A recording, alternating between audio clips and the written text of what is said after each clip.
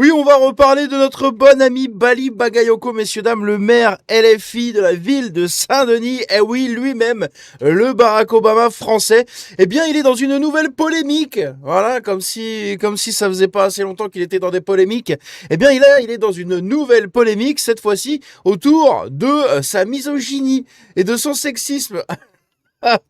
Et oui, c'est magnifique. Face à une élue du Parti Socialiste, il lui a presque dit, bon, maintenant t'es mignonne, mais ta gueule. Hein, c'est presque ce qu'il lui a dit. On va écouter ça, vous allez voir, c'est assez hallucinant.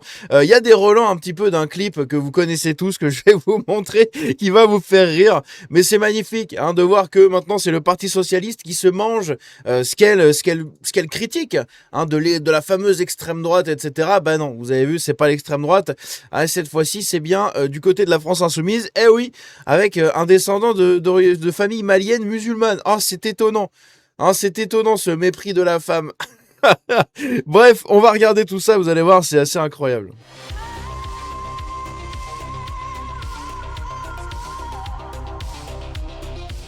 Donc, comme je l'ai dit, c'est pendant un conseil municipal dans la ville de Saint-Denis, eh bien, il y avait une élue du Parti Socialiste qui discutait, qui parlait en gros à Bali Bagayoko. Donc, cette élue, c'est Cathy, je ne sais quoi.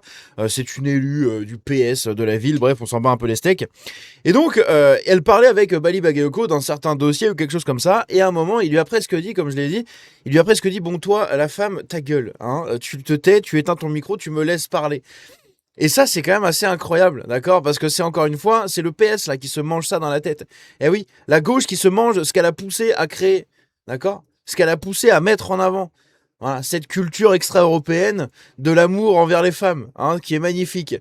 On va regarder un peu tout ça, vous allez voir, vous allez mieux comprendre. Le rapport C2, il existe. On avait dit qu'on faisait grouper pour les trois, mais donc Madame je ne Bretagne, vous voyez, je suis réinterviendrai pas en encore tout cas. très, voilà, vous voyez ce que je veux dire? Bon. Parce que vous avez un joli sourire, mais éteignez maintenant le micro, s'il vous plaît. Pardon? T'as un joli sourire, mais maintenant c'est bon. Allez, t'es mignonne, mais éteins ton micro, s'il te plaît, laisse parler papa là. Vous avez un joli sourire, mais Ouais, éteignez le micro, s'il vous plaît. Franchement, c'est un peu Bon, dépassé, d'accord, Madame Bretagne, monsieur alors le maire, de éteignez faire ce genre le de micro, remarques. puisqu'apparemment, même avec le sourire et toi, ça passe pas. Éteignez le micro. D'accord, donc Merci. une femme, soit on lui dit qu'elle a un beau Éteignez sourire, le micro, soit on l'engueule, s'il vous c'est plaît. ça? Éteignez le micro. On dirait pas un peu des relents de la place de la femme, c'est à la cuisine, hein? Celui-là, là, regardez ça. La place de la femme, c'est à la cuisine. Oh la vache! Oh, ça rappelle des souvenirs! Hein, c'est incroyable, Bali Bagayoko! Ah, c'est vraiment bon, t'es mignonne, mais c'est bon, tais-toi. Hein, s'il te plaît, j'en ai marre de t'entendre parler avec ton joli sourire. C'est pas parce que on s'en bat les couilles. Hein, femme à la cuisine. C'est vraiment assez incroyable. Donc évidemment, ça a déclenché une polémique. Incroyable hein, du côté de la gauche, puisque oui, la droite s'en bat les couilles. Hein.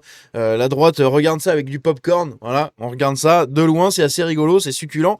Mais la gauche, il pète un câble, hein, parce que vous avez plein de gens qui sont en mode oh, mais comment ça, Bali Bagayoko est sexiste?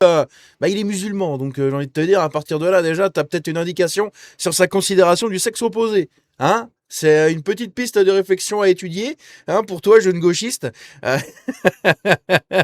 Peut-être qu'il y a quelque chose. Hein, il y a peut-être une réponse. D'accord?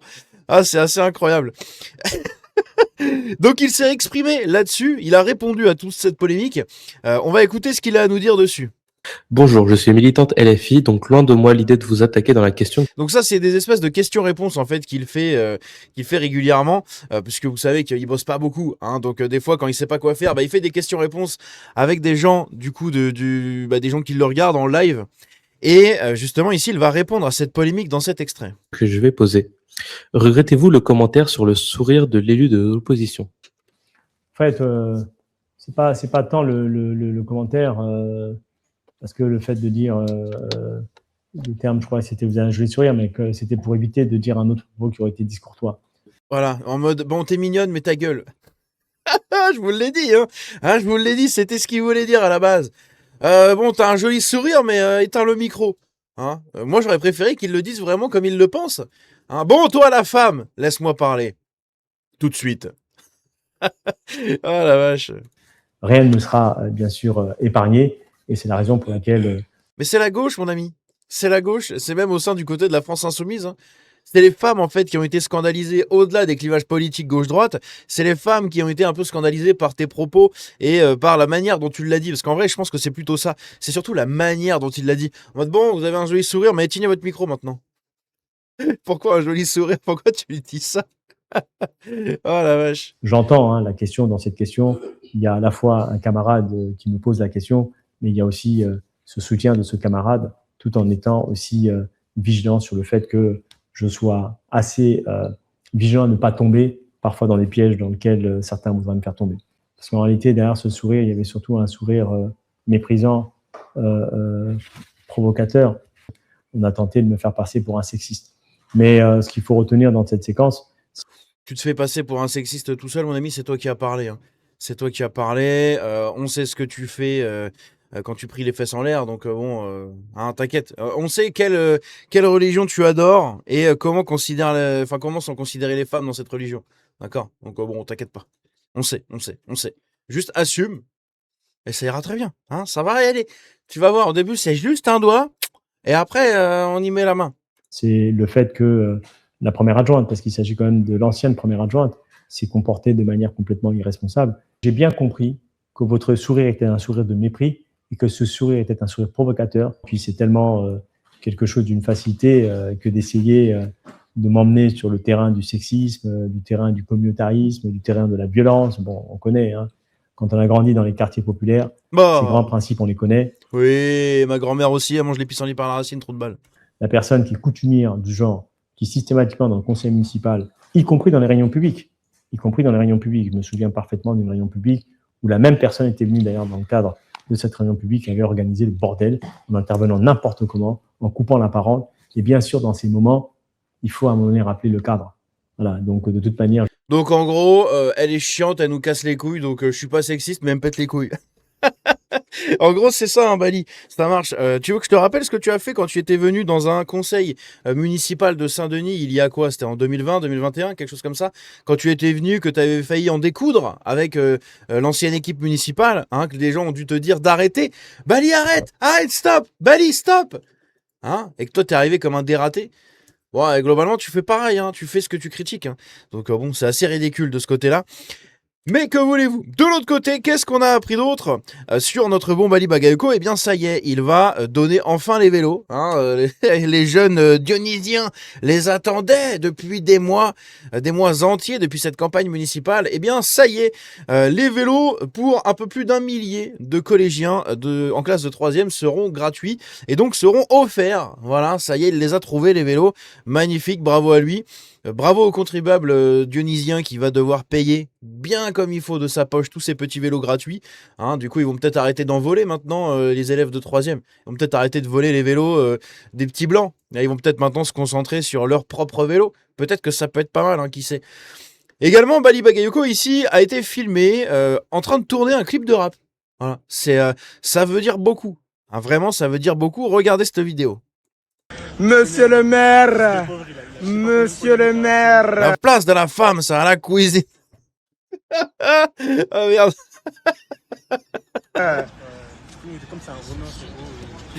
C'est beau, c'est beau, c'est beau, c'est beau.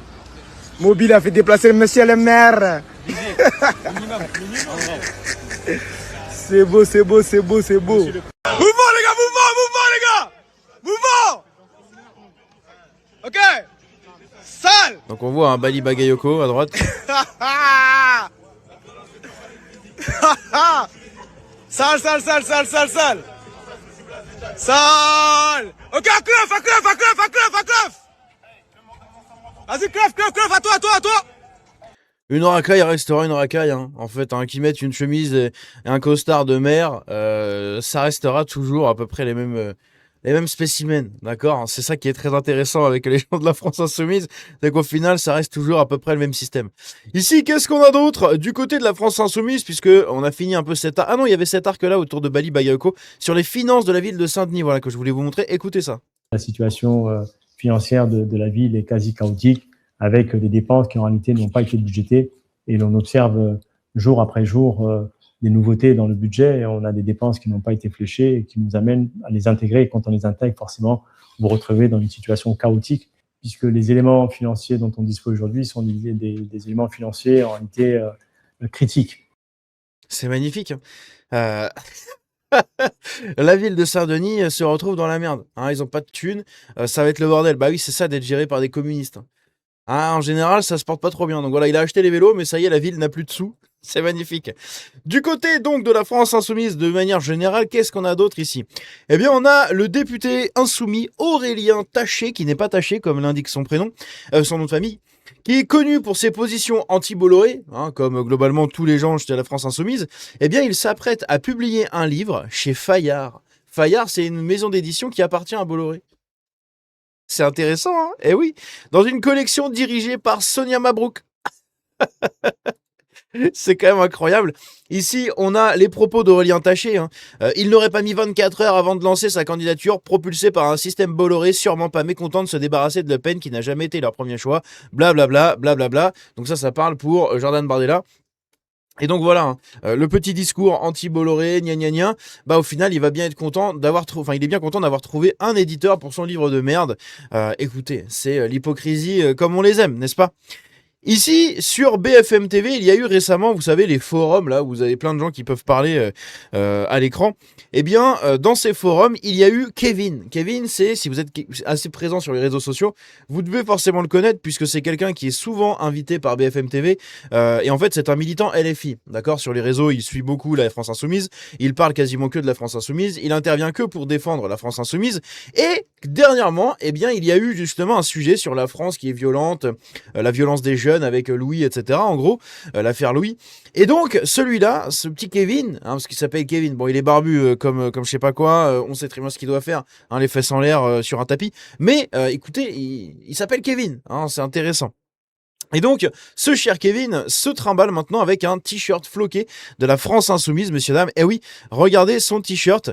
C'est le t-shirt Mélenchon 2027, là, les t-shirts de foot floqués de la France Insoumise.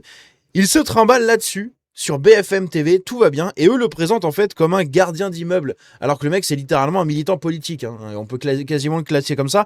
C'est un militant politique, il n'intervient que pour défendre la France Insoumise. Maintenant, il a carrément un t-shirt floqué de la France Insoumise. Et regardez, à l'époque de ce qu'il avait dit, du coup, pour l'histoire Quentin, ce qu'il avait dit, il avait déclaré « LFI n'a rien à voir avec ce drame ». Voilà, donc le mec est là pour défendre LFI tout le temps. D'accord, tout le temps. Là, il parle de l'ultraviolence, il va détourner les regards de l'ultraviolence des racailles de la France Insoumise et tout, en disant oui, mais bon, c'est Macron qui est ultraviolent, regardez les gilets jaunes, voilà. À l'époque, déjà, il détournait le regard en disant que LFI n'avait rien à voir avec le drame de Quentin, alors même que les principaux concernés dans cette affaire sont des collaborateurs parlementaires de la France Insoumise, et je suis en train de faire tomber mon casque, sont des collaborateurs parlementaires de la France Insoumise, de Raphaël Arnaud notamment. Donc bon, la Jeune Garde et la France Insoumise sont très très liés, donc oui, hein, la France Insoumise a tout à voir avec le drame de l'histoire de Quentin. Mais voilà, hein, ils invitent un mec qui est visiblement... ce n'est pas un militant, d'accord? C'est un simple gardien d'immeuble, d'accord? Regardez son t-shirt, hein. On le voit bien, le t-shirt Mélenchon 2027. C'est hallucinant. Franchement, c'est hallucinant de faire venir un mec comme ça. Donc, c'est un t-shirt qui coûte 25 € et 5 € servent à financer la campagne de Jean-Luc Mélenchon. Voilà, c'est magnifique. Ah, la France Insoumise, quelle magnifique partie. Bref, n'hésitez pas à me dire ce que vous en pensez de tout ça dans les commentaires. On se dit à la prochaine. Prenez soin de vous. Que Dieu vous bénisse. Vive la France. Ciao.